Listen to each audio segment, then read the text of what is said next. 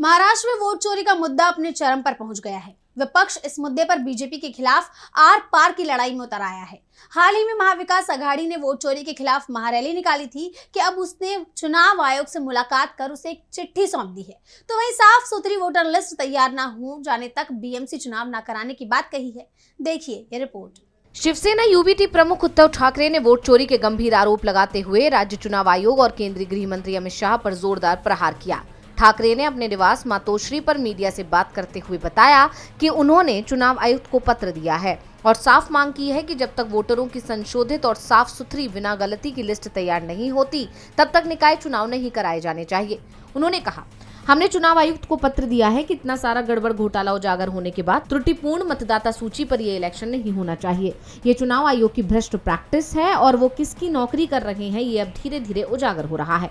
ठाकरे ने सरकार पर जेनजी से डरने का आरोप लगाते हुए पूछा कि 1 जुलाई के बाद मतदान का अधिकार पाने वाले युवा वोट क्यों नहीं डाल पाएंगे। उन्होंने कहा कि परसों एक विशाल मोर्चा निकला जिसमें संयुक्त महाराष्ट्र आंदोलन के बाद पहली बार लगभग सभी राजनीतिक दल महाराष्ट्र में एकजुट हुए और उन्होंने सरकार या चुनाव आयोग से जवाब मांगा। उन्होंने केंद्रीय गृह मंत्री अमित शाह को निशाना बनाते हुए अपने एनाकोंडा वाले बयान को दोहराया।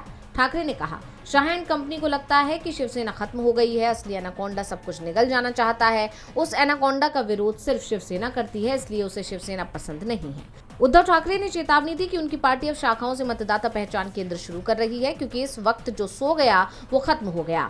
ठाकरे सहित महाविकास आघाड़ी के इस हमले से बीजेपी और चुनाव आयोग पर दबाव बढ़ गया है और फिलहाल जिस तरीके से इस मुद्दे को विपक्ष ने उठाया हुआ है उसको देखकर फिलहाल ये मामला थमता हुआ नहीं दिख रहा है। डीवी लाइव की रिपोर्ट।